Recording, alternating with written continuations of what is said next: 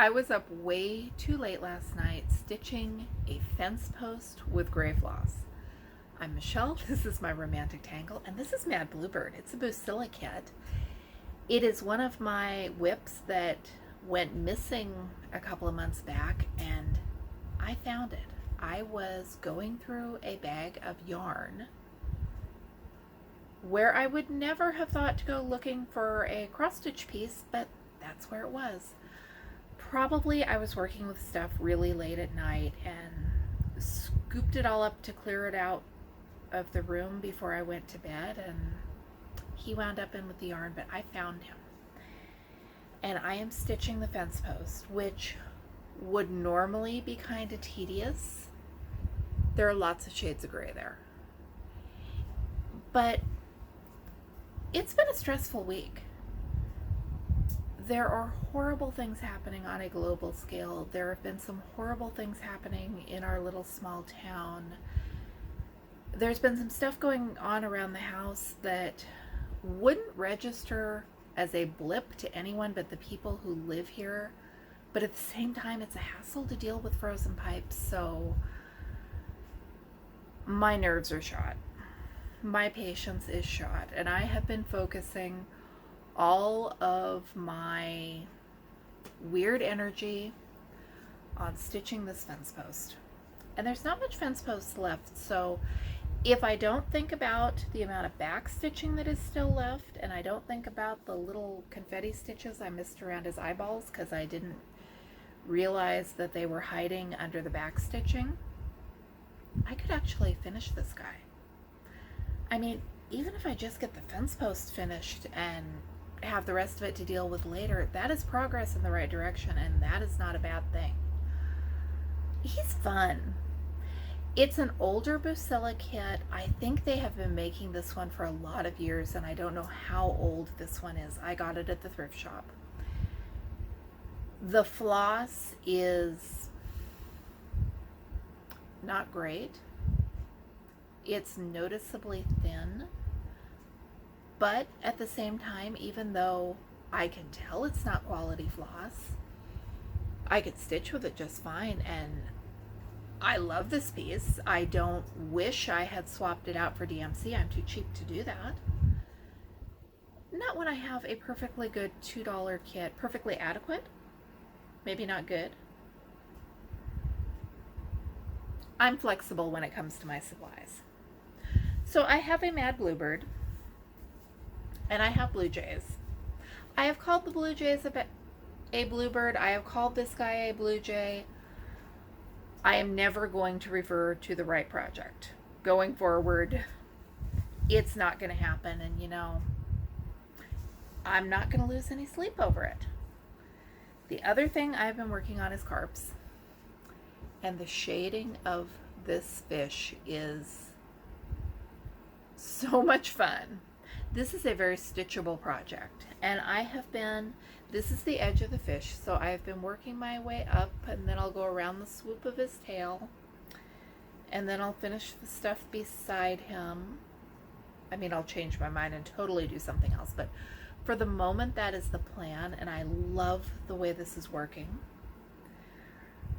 It was kind of a toss-up last night between stitching on the fish and stitching on the fence post, and the fence post one, not the fish. I don't know. We have been having I don't think I could say it's an unseasonably cold snap. We had false spring, and it was sunny and gorgeous, and we had some kind of warm days, and now it is not bad today, but it has been so cold at night, which is why my pipes froze. The boys are both using their ugly double knit polyester quilts, and I haven't heard a complaint yet. They're definitely going to be warmer than cotton quilts. And speaking of old quilts and saving the quilts, I fell down a rabbit hole on TikTok with creators who are buying thrift store quilts and cutting them up and making hoodies. And I watched a string of these videos because I have a quilt in my life that if I can figure out where I put it, if I didn't throw it away, it's going to be a bathrobe. But I can do that because it is a mass-produced quilt from a department store. It came with the house. It is in terrible condition.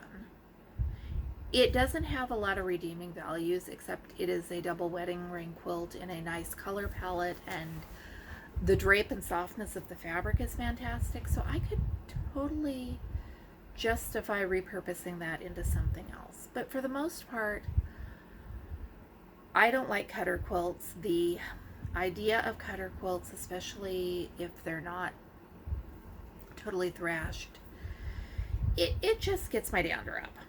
And I was trying to figure out how to express that, and I came across a YouTube video by Mary Vaughan's Stop Cutting Up Quilts to Make Clothes. She says all that needs to be said. I will put a link in the descriptions below.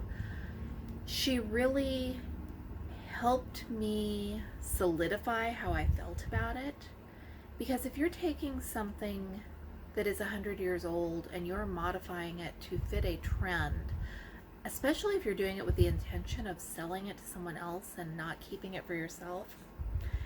I mean, I feel about that the way I feel about painting perfectly good antique furniture.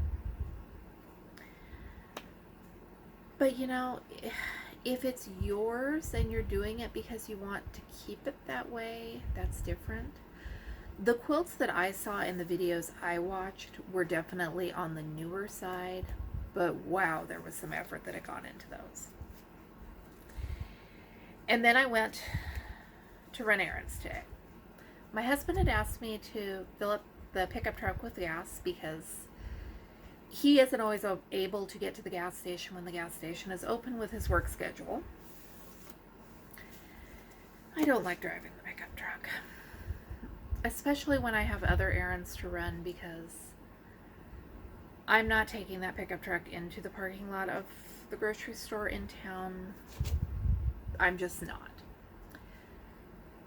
And I had a couple errands I wanted to run myself, and I got a bee in my bonnet, and since I was just running a little bit into the town we live in, outside of, I drove the truck, I got gas, I came home, I swapped it out for my little compact SUV and went to do the rest of the stuff I needed to do, because I need to get groceries while the sales were still good. And I got one of those little nudges that maybe you should stop at Friends of the Library bookstore. I don't go in there very often. Now and then I find something great, but not often enough that I go in there a lot. I posted a YouTube short earlier today. This is all Paula Vaughan. Dime a piece Paula Vaughan. Except for, where did it go? I reorganized these. There's a Teresa Wensler dragon, and I'm not sure how to pronounce this designer's name, but these are amazing and wonderful. And a couple weeks before lockdown started, I had a video where I was sitting on the floor in the thrift store looking through cross-stitch magazines, and after the fact, after I realized I was supposed to be afraid of germs, I had second thoughts about that, but I was on the floor today. This bookshop's a lot cleaner than that other thrift store. I got quilts from the garden. I got bouquets and blossoms. Where is the other one? I got quilts for all seasons. I already have this one, but this is for my mom. These are the big leaflets that have like a dozen patterns in them. I got my hopes up that with all the other Paula Vaughan, maybe quilts from the Bible was hiding in there, but not that I could find. And I went through everything leaflet by leaflet. Somebody purged a big collection, and a lot of the stuff there was really old, like 40s and 50s. So I'm going to go back as soon as I can pull it off and see if maybe they've put more out, because this is fun. I know that there is no way that I can stitch all of the Paula Vaughan things I want to stitch. If I started today and worked hard at it and didn't stitch anything else, I could probably do a bunch of them. But if keeping little 10-cent leaflets in my stash so I have the possibility of stitching them someday keeps me happy, I don't see any reason not to do that. I'll pass them on to someone else somewhere down the line, or they'll be at the estate sale after I'm gone. Not worried about it. I love finding the stuff somebody else has let go. I hope our mystery stitcher didn't die, but sometimes people die after living very long, very full lives when they're ready to go. So I hope that these didn't leave someone tragically. And I'm putting way too much thought into old cross stitch patterns, aren't I? Thanks for watching. I'm Michelle. This is my romantic tangle. I am going to stitch some more fence posts tonight and publish this tomorrow morning. And I'll be back with you with more videos soon.